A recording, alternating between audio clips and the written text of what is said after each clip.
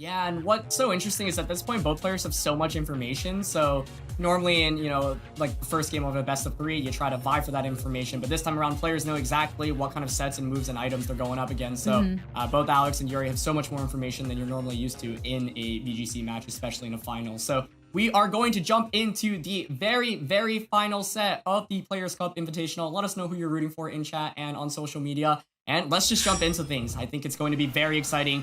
Can Yuri pull off the incredible losers bracket run, or will Alex manage to finally pull it off with the Whimsicott and Lapras lead once again? So going back to his basics. Yeah. Ooh, going back to basics, but there is a Rillaboom and Cinderace here for Yuri. So it kind of feels like both of them are going back to square one of their team composition and what has worked out for them in the past. Yeah, definitely. I think this time around, with the knowledge that Rillaboom is actually faster than Lapras, one play that you could go for, which is exactly what Yuri is indicating, is maxing the Rillaboom to do as much damage onto the Lapras. What we've seen Alex do in this position previously is just go for something like a Tailwind Resonance into the Rillaboom. Of course, Rillaboom faints if it doesn't Dynamax, but should it Dynamax, it'll be able to do so much damage with the Max Overgrowth. And what was the problem for Yuri last time in this situation was that he wasn't able to get much damage off against Lapras at all, but Rillaboom is actually one of, if not the best answer to dealing damage with Lapras, because it's you get the same type attack bonus, you have the grassy terrain as well. So I love the decision on Yuri's end to go for the Dynamax this time around. Cinderace, of course, can get some big damage off too. And if Alex anticipates the Dynamax, for example, he could go for something like a Tailwind and Geyser, just get rid of the Cinderace so that doesn't do any damage. But I think by not getting up the screens, you take so much more damage from that Rillaboom. So, the classic Tailwind Resonance is probably still a safe play there. Okay, so maybe some safe plays coming out from both players. We'll have to see whether or not Alex decides to go for that safe play. But we know what Yuri is going to do, which is going to be doubling into this Lapras. The question that we need answered is whether or not this Whimsicott decides to go for a Tailwind to make this Lapras super fast, which it does, and whether or not this Lapras has decided to target down the Cinderace or the Rillaboom. G-Max Resonance comes out here, so likely targeting down that Rillaboom, but in its Dynamax form, it's going to be able to survive, and this is the double coming off here into Alex's Lapras. Yeah, so gets the Aurora Veil up, which will be a big deal in at least surviving these attacks. Let's see if High Jump connects. If a miss here would be absolutely huge, but it looks like it's able to connect. Oh, that's so much damage. And it does so much damage. That's that's a non-max move. I mean, Max Overgrowth here might just be able to pick up the KO, and if so, that would be a huge turn one for Yuri's end. Let's see. It is! Wow. Oh my gosh. So Alex's Lapras only able to get off one move this turn in this game, and now Alex has no Dynamax to use for the rest of this game. Yeah, and of course, Lapras was the most important Pokemon for Alex the last time he went up against this mode, but now just really excellent play once again from Yuri on that first turn. High Jump Kick doing so much damage. Of course, it does even more damage than a Max Knuckle would do. So I love that play from Yuri's end. There's not much Alex could have gotten to do to get around that, as Incineroar comes out, but now Alex has Incineroar and Whimsicott out. Neither of these Pokemon put on any offensive pressure whatsoever. So I think Yuri is in a really commanding position. That was just a fantastic play by him on turn one, and I think Alex may be getting a little too comfortable from the last time these leads came out, where he was able to just knock out Rillaboom. This time, Max Rillaboom comes out, and Cinderace, even in normal form, does so much damage with that Life Orb and Libero. Yeah, I mean, that's just so. I mean, imagine if another High Jump Kick comes out and connects onto the Incineroar, right? That's going to be massive amounts of damage, but we're still waiting to see what Yuri is going to do. Really thinking through this turn, because it's not over yet. Even though Yuri got a big win by knocking out Alex's Gigantamax Lapras, you still have to prepare yourself for the end game, where it might be something like a Conkeldurr in the back or a Dracovish in the back. So Moonblast, taking that really nicely, is going to be the Togekiss that switches in. Oh, and it's I was wondering whether or not a Flare Blitz would KO, and it doesn't. Yeah, that's a huge survival there. Alex had the option to double up. Of course, the Moonblast into Rillaboom, into the Cinderace would have picked up the knockout, because Cinderace at that point was fighting type from the High Jump Kick, but huge survival there on the Rillaboom. Gets, not that much damage off, but a speed drop can always be important. And more importantly, it just sticks on the field for one more turn, meaning that Yuri essentially buys another turn of Tailwind here from Alex's end. So really clutch survival there. Yuri's Pokemon have really hung on with just a little bit of health in this game. So this next turn, you know, there's still Tailwind up, but, and Flare Blitz does a fair amount of damage. So I think Yuri at this point just kind of wants to stall out Tailwind and just knock out Whimsicott before it gets another Tailwind up. So as you see, Yuri's kind of going on the offense here, trying to just play as aggressively as possible. And Whimsicott and Incinerate, you know, at this point, they're relegated to clicking Moonblast and Flare Blitz. That does a fair amount of damage, but the problem here for Alex is that he can't knock out both Pokemon this turn, unless he gets maybe a key critical hit. Well, that's not going to be a critical hit from the Moonblast, and Incineroar actually decides to use the Flare Blitz again, too, and Togekiss survives. Wow. Still going to be able to get off an attack here, which is going to be the Heat Wave onto both Incineroar and Whimsicott. That's a lot of damage onto the Whimsicott, and really kind of setting up for this next move coming in from Rillaboom, which is going to be that Max Flutterby that we saw Yuri select. Yeah, so Alex's Whimsicott sticking around for a lot longer than you normally expect, but I think Yuri is still comfortable with this trade, right? He's not taking much damage in return. The Togekiss was able to hang on from that double up. Really impressive bulk here on Rillaboom and the Togekiss this time around. And more importantly for Yuri, what he's going for right now is basically to stall out the Tailwind on Alex's end. He knows he still has that Cinderace in the back, so as soon as Whimsicott goes down, with, I believe, one more turn of Tailwind up, yep, that's exactly the case. You knock it out this turn if it doesn't protect, and then you'll just be able to outspeed with the Cinderace in the back. But I think Alex has made the correct play in just consistently going for these attacks. There's pretty much no reason to go for anything other than Moonblast and Flare Blitz, but by not doubling up onto Rillaboom, it cost him a little bit, and now both Pokemon out on the field for one more turn. Really safe play from Yuri, too, especially because of recognizing that Alex was doubling into that Togekiss. So going for the Protect and a parting shot onto the Rillaboom. So we're going to see both Pokemon on either side of the field kind of take a little bit of a step back here and rotate through. Alex is going to have to reveal his fourth and final Pokemon from the parting shot, and it is Conkeldurr in the back.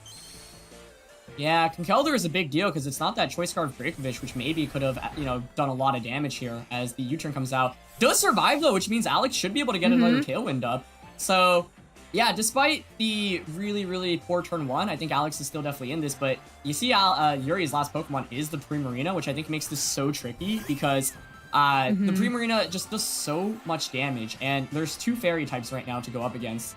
So this next turn, of course, I think you could actually just go straight for something like a Moonblast onto the Togekiss and then Thunder Punch into the Primarina. One way you could get around that from Yuri's end is just going for attacks, but yeah, it looks like he's content to just go for damage here at this point because he knows, okay, if Whimsicott commits the Tailwind, then it won't be able to go for an attack, which means Conkeldurr can only knock out one of my two Pokemon. And if you don't commit the Tailwind, then I knock your Whimsicott out, and I just outspeed the Conkeldurr very comfortably with the Rillaboom and the Cinderace in the back.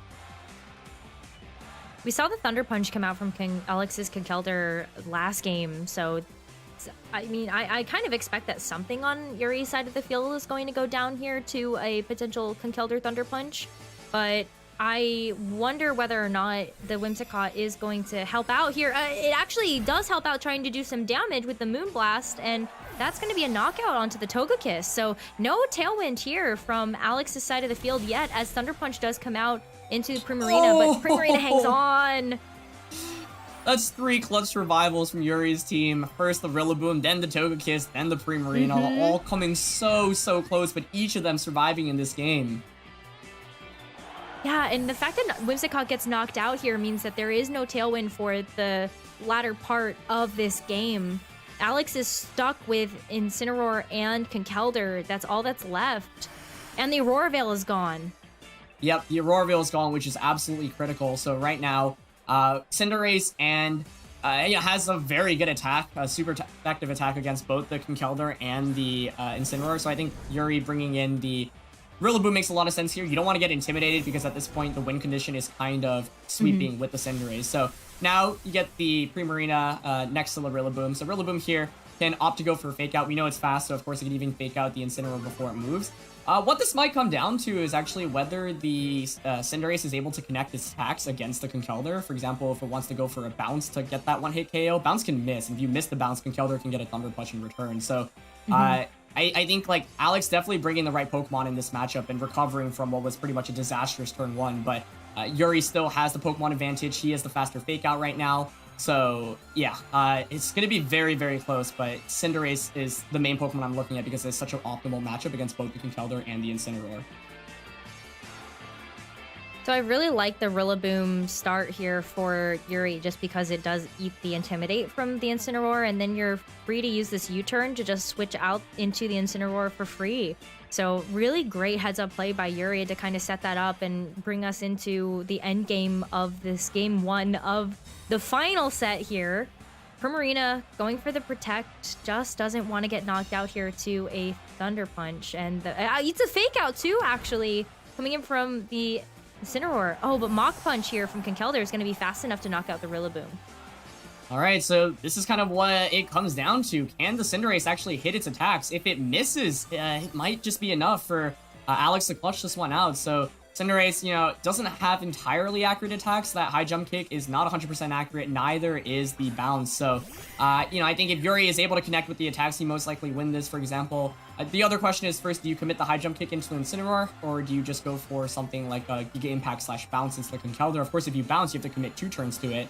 I'm not sure if Giga Impact can pick up the one-hit KO onto the Conkeldurr, and I think like Yuri recognizing, okay, Primarina is gonna feint to a Thunder Punch anyway. And like Conkeldurr always has to target the Primarina, so he's going for that double protect to maybe have a chance to survive. Because if you survive, then if you get the protect off, you essentially win the game off that because then it's a 2v1. And does it get it? It gets it. It gets it! Huge double protect there. Primarina gonna get a huge, absolutely huge double protect as Cinderace goes for the high jump kick. Doesn't connect though, that's the big question. It does! It does. Incineroar gets knocked out to it! Let's see if Alex maybe predicted the double protect and target Cinderace, but I think you almost always have to Thunder Punch, and there's the Thunder Punch into the Primarina. Wow. I think, from Yuri's end, there's pretty much no reason not to go for that double protect because the Cinderace on your end is probably going to survive an attack from the Conkeldurr anyway. So this endgame was still in Yuri's favor anyway. He just needed to hit his attacks. But of course, hitting a high jump kick and hitting a bounce, the odds are still in Yuri's favor, but it's not exactly like, 100%, right? So I think Yuri just making the best probability play. And at this point, because the Primarina hangs on, he doesn't even need to opt for a bounce or a Giga Impact and go for that Pyro Ball. And Pyro Ball does connect here. Pyro Ball does so much damage too. Yeah, absolutely. It's absolutely insane how much damage it does. And even though a Thunder Punch is going to connect onto the Primarina, Cinderace is still going to be faster. So setting up really well for the knockout onto Conkeldurr. Yeah, and I don't think there's really much around at this point. I'm thinking how you can really get out of this from Alex's end. I mean, even if Yuri ends up missing, I don't think you'd have to crit a Dream Punch probably. So Fireball's gonna come out and it is gonna be able to connect. Good plays all around. Again, another close game between Yuri and Alex, but Yuri once again taking another game off of Alex and bringing us to a match point here in the grand finals of the Players' Cup Invitational. So I do wonder whether or not Alex would find more success with the Lapras if it was preserved for the back. Just kind of like how a lot of teams have trouble dealing with a back-end Trick Room. Yeah, absolutely. What's so interesting is that both players can kind of use the slow Trick Room mode. Here we go. Alex sticking with Whimsicott and Lapras again. So let's see. It's worked out for him in a lot of the games, but that last one showed a pretty big hole in it, and it's actually going to be Togekiss and Dusclops. So Yuri switching it up once again, going back to what was working with him for him in that first game of that first set of the winners finals, or grand finals, I should say. Well, this is really interesting because Yuri gets a chance to just kind of follow me in Trick Room, and Whimsicott doesn't really have a choice except to not go for Tailwind here. Otherwise, it puts Alex in a really disadvantageous position. Yeah, I mean, we've seen how this has played out previously, right? You just go for the Resonance. What's great about the Sleet for Yuri is that he basically negates the Whimsicott with a Follow Me. The Whimsicott doesn't do anything, can't go for that taunt, and so Yuri might just be content with his strategy earlier, which was set up Trick Room, let Lapras, eat up a turn of max and get the Primarina for free, and then start maxing with the Primarina. So I think if Alex wants to play differently this time around, he might consider a taunt onto the Dusclops. Maybe the -2 max Resonance is actually a KO onto the Dusclops, but yeah, we're just seeing this play out exactly like how we've seen it last time we had these exact same leads. Yeah, taunt coming out, so Fortunately, the follow me is going to redirect that away from the Dusclops, so Dusclops able to set up the Trick Room, and this feels very familiar to what we saw in game 1 of both of these players going at it in the winners finals, where, yeah, Togekiss does its job, gets the follow me and redirects away those attacks, and does get the knockout, but Dusclops most importantly sets up that Trick Room. Yeah, so I mean, this is pretty much a repeat turn, and Yuri having the same Pokemon as that mode he went with last time, so Primarina is out now. So this time around, I think, you know, one big problem for Alex that last time was this specific turn, right? He went for the Fake Tears Resonance, and so Dusclops didn't pick up the KO, so maybe this time around you could go for the Fake Tears, max Lightning onto the Primarina, just get more damage off of that slot. You can also opt for a Taunt onto the Dusclops to prevent it from going for those Pain Splits, but I think Alex cannot go for the same play that he went for last time.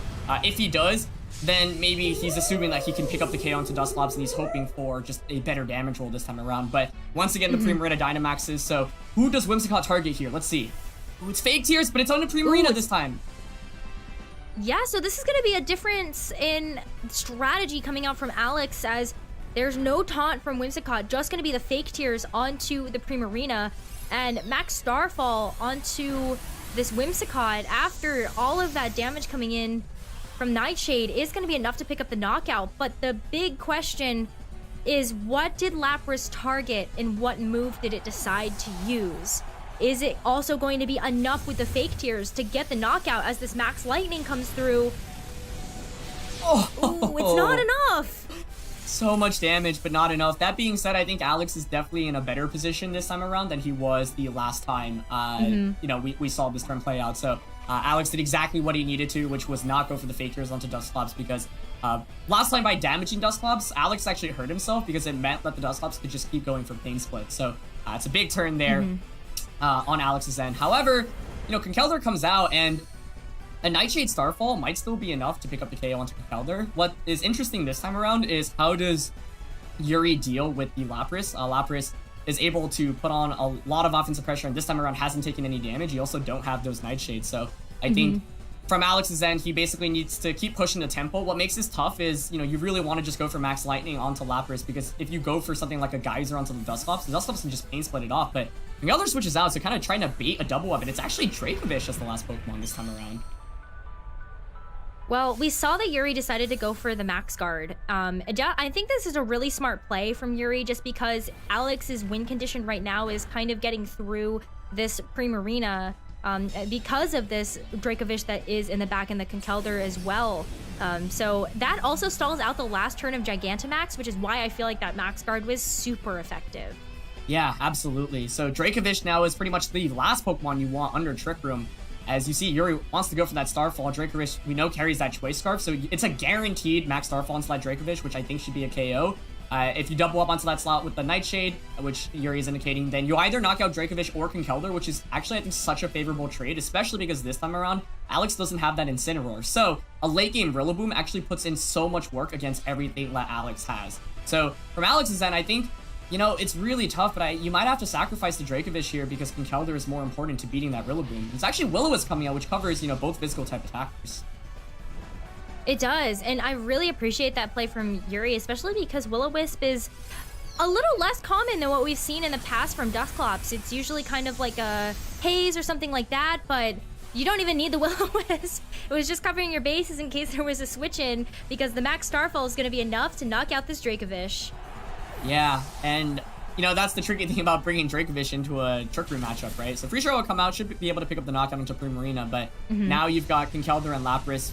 Lapras doesn't have Protect, so that is one of the main problems, and, you know, Roar Veil is also being stalled out now as well, and once it is over, you pretty safely just go for a Wood Hammer to pick up the knockout. What makes this really tough for Alex is that Conkeldurr is his last Pokemon, which can at least deal with the Rillaboom a little bit, but Conkeldurr at best can go for like a Thunder Punch onto the Dusclops, and yeah, because of the Misty terrain, you can't even go for like Paralysis, although Grassy terrain does come back up, so I think Alex's win con is maybe to hope for example, like a crit onto the Rillaboom, because right now, with Trick Room being up, I think you have to commit the Fake Out onto the Lapras. You can't let it get an Ice type attack off, and just hope you don't get crit. If you don't get crit, then the Rillaboom will just be able to Wood Hammer the Lapras cleanly next turn. Fake Out onto the Lapras. Dusclops going for the Will-O-Wisp. And it does connect, so Yep. that's Conkeldurr doing so much less damage now. And this Ice Punch coming out is going to connect with Rillaboom, but look at how much this Conkeldurr kind of can't do with that Will-O-Wisp attached to it. Yeah, more importantly, there's no freeze there as well. I think if Alex gets a freeze there, then he still maybe has a shot, but of course, a lot of Conkeldurrs nowadays opting not to run the Guts and running Iron Fist instead, so Yuri, with that knowledge, goes for the burn onto Conkeldurr, like you mentioned. Allows Rillaboom to stick around for a lot longer. Miss could have been huge there, because then you can go for a Mach Punch. And here's Woodhammer. That should be enough to pick up the knockout onto Lapras, and it is. It is enough. Lapras goes down to the Woodhammer coming out from Yuri's Rillaboom. And yeah, their recoil damage is going to put it into a range here, but it's still, wait, not enough. It's actually still not enough. Nightshade comes out onto Conkeldurr, so wow. The Will-O-Wisp really paying dividends here at the end of the day, and the connect onto Conkeldurr was absolutely huge, because if you miss there, then Ice Punch does so much more damage, and maybe you can put the Rillaboom in Mach Punch KO range. So, I mean, Alex, I think, needed a little bit of good fortune to close out this game, and now Conkeldurr just pretty much cannot handle Dusclops, so yeah, like, even if you get a Mach Punch crit onto the Rillaboom, the Dusclops can just stall it out with Nightshade and Pain Split, and